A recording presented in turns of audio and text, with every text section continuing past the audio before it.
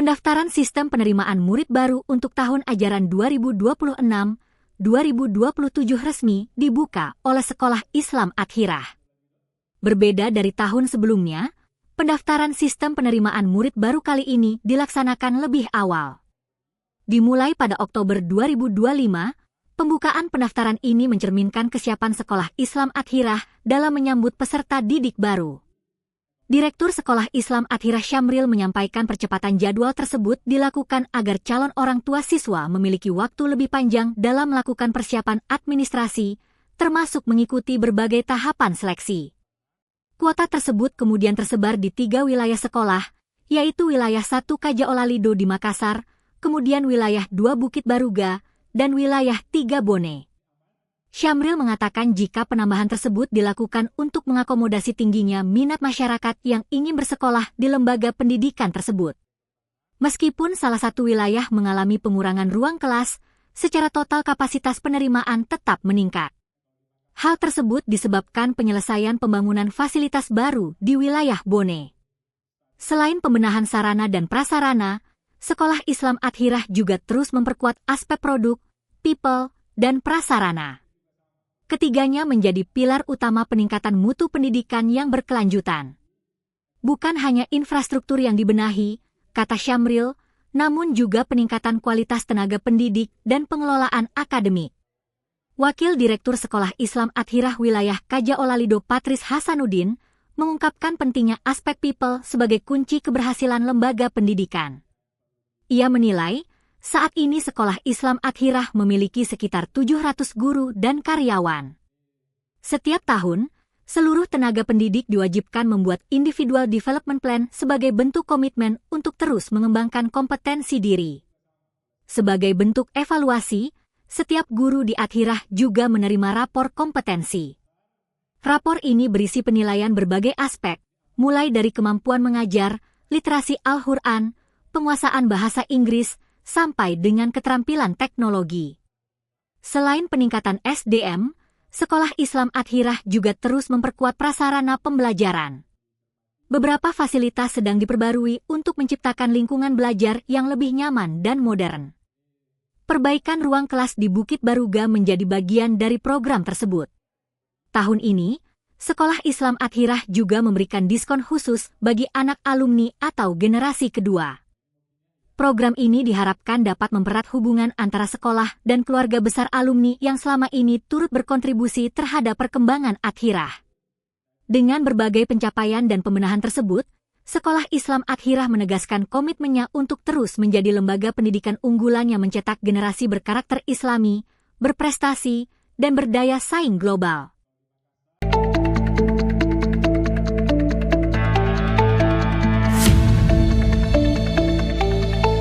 Wali Kota Makassar, Munafri Arifuddin atau biasa disapa Api, mengajak seluruh warga untuk menghidupkan budaya teba, yakni tempat pembuangan sampah organik komunal di setiap kelurahan, sebagai upaya nyata menekan volume sampah rumah tangga yang kian meningkat di kota besar ini.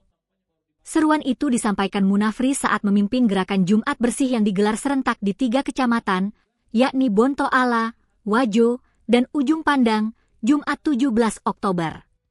Kegiatan tersebut juga dihadiri Wakil Wali Kota Makassar, Aliyah Mustika Ilham, Sekretaris Daerah Andi Zulkiflinanda, dan Asisten I Andi Muhammad Yasir, bersama jajaran camat dan lurah setempat. Api nama karibnya menegaskan bahwa menjaga kebersihan kota tidak bisa hanya dibebankan kepada petugas kebersihan, melainkan harus menjadi gerakan kolektif seluruh warga. Ia menilai konsep teba dapat menjadi solusi sederhana namun berdampak besar dalam mengelola sampah rumah tangga. Menurutnya, teba bisa dikelola secara gotong royong dengan menimbun sampah organik bersama bahan kering seperti daun dan ranting, lalu dibiarkan terurai secara alami menjadi kompos.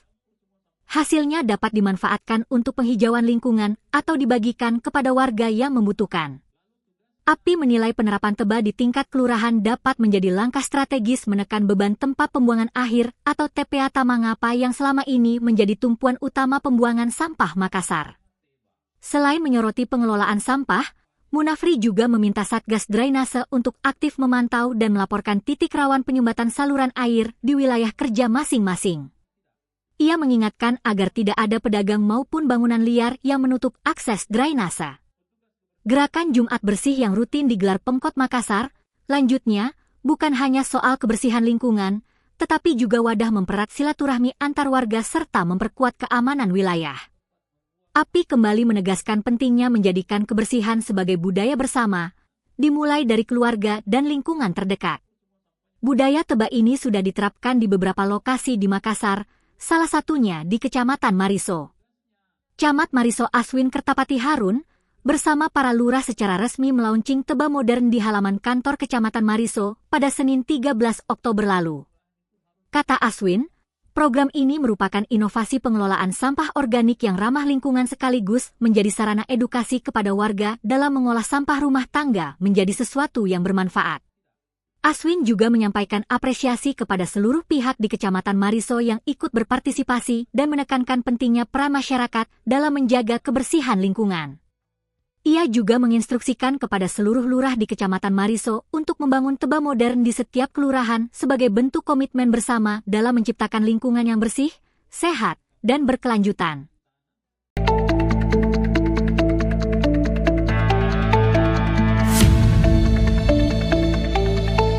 Wali Kota Makassar, Munafri Arifuddin atau biasa disapa API, menegaskan arah baru dalam penyelenggaraan Hari Ulang Tahun atau HUT ke-418 Kota Makassar.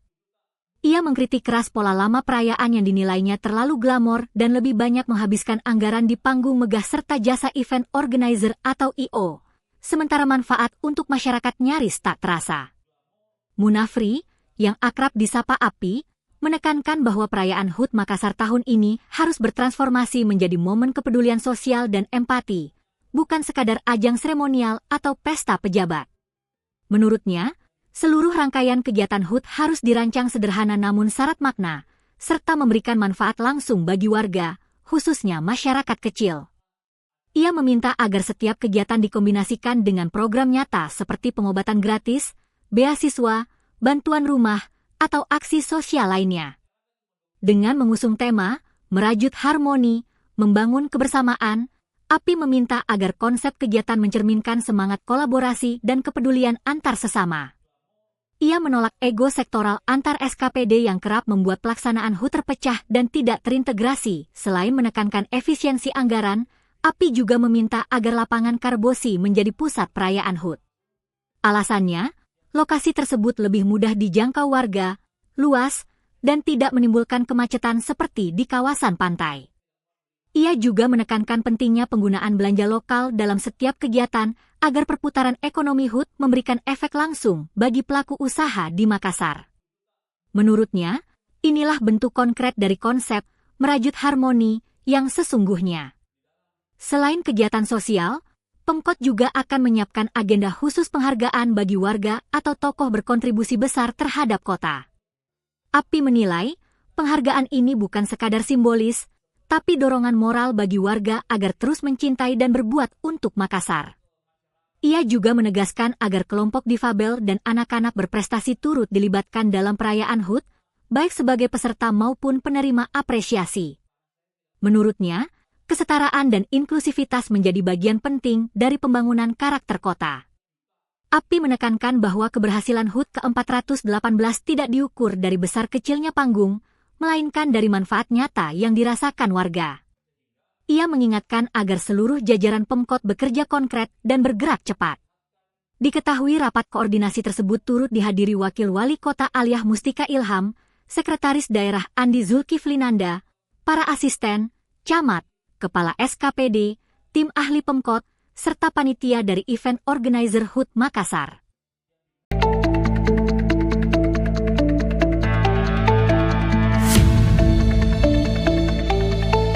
Pemerintah terus memperkuat sinergi antar kementerian dalam upaya mengembangkan ekonomi rakyat melalui pelindungan kekayaan intelektual, khususnya melalui pendaftaran merek kolektif. Kolaborasi ini melibatkan Direktorat Jenderal Kekayaan Intelektual atau DJKI Kementerian Hukum, Kementerian Desa dan Pembangunan Daerah Tertinggal atau Kemendes PDT, serta Kementerian Koperasi. Deputi Bidang Kelembagaan dan Digitalisasi Koperasi Kementerian Koperasi Hendra Saragih menekankan Koperasi Desa dan Kelurahan Merah Putih atau KDMP bukan sekadar program, tetapi gerakan nasional untuk memutus rantai distribusi produk barang atau jasa dan memperkuat ekonomi rakyat. Ia menambahkan, merek kolektif dapat menjadi instrumen penting untuk meningkatkan nilai tambah produk anggota koperasi dan bahkan dapat digunakan sebagai jaminan pembiayaan atau kolateral bagi koperasi yang terdaftar secara resmi. Direktur Jenderal Kekayaan Intelektual Razilu menegaskan, kepemilikan merek merupakan langkah penting agar koperasi dapat naik kelas. Menurutnya, salah satu upayanya adalah dengan melindungi produknya melalui pendaftaran merek, khususnya merek kolektif yang dapat digunakan secara bersama-sama. Dengan tagline, Koperasi Naik Kelas, DJKI Melindungi, DJKI memberikan dukungan dengan memastikan proses pendaftaran merek kolektif bagi koperasi akan dipermudah. Apabila koperasi mengajukan pendaftaran merek kolektif dengan data yang lengkap dan tidak meniru merek lain, prosesnya dapat selesai dalam waktu 3 bulan. Sementara itu, Direktur Pengembangan Produk Unggulan Desa dan Daerah Tertinggal Kemendes PDT Rida Haikal Amal menjelaskan, merek kolektif menjadi strategi jitu bagi koperasi desa dan badan usaha milik desa untuk memperluas pasar produk lokal. Dengan satu merek kolektif, seluruh anggota koperasi dapat berbagi manfaat ekonomi, menjaga mutu produk, dan membangun kepercayaan konsumen. Sebagai informasi, merek kolektif juga menjadi pilar utama dalam program KDMP yang digagas Presiden Prabowo Subianto melalui Instruksi Presiden Nomor 9 Tahun 2025. Program ini menempatkan merek kolektif sebagai penguat identitas dan ekosistem tata niaga produk pangan nasional. Melalui kolaborasi lintas kementerian ini, pemerintah berupaya memperkuat pelindungan hukum, memperluas pasar, dan menciptakan ekosistem ekonomi desa yang berdaya saing. Merek kolektif bukan sekadar simbol identitas, melainkan alat pemberdayaan ekonomi rakyat yang mendorong kemandirian dan kesejahteraan bersama. Kepala Kantor Wilayah Kemenkum Sulawesi Selatan, Andi Basmal, menyatakan dukungan penuh terhadap langkah strategis pemerintah dalam memperkuat ekonomi rakyat melalui pelindungan kekayaan intelektual, khususnya melalui pendaftaran merek kolektif bagi koperasi merah putih. Ia menilai sinergi lintas kementerian ini merupakan terobosan nyata dalam mewujudkan pemerataan ekonomi berbasis desa dan memperkuat posisi koperasi sebagai tulang punggung ekonomi nasional.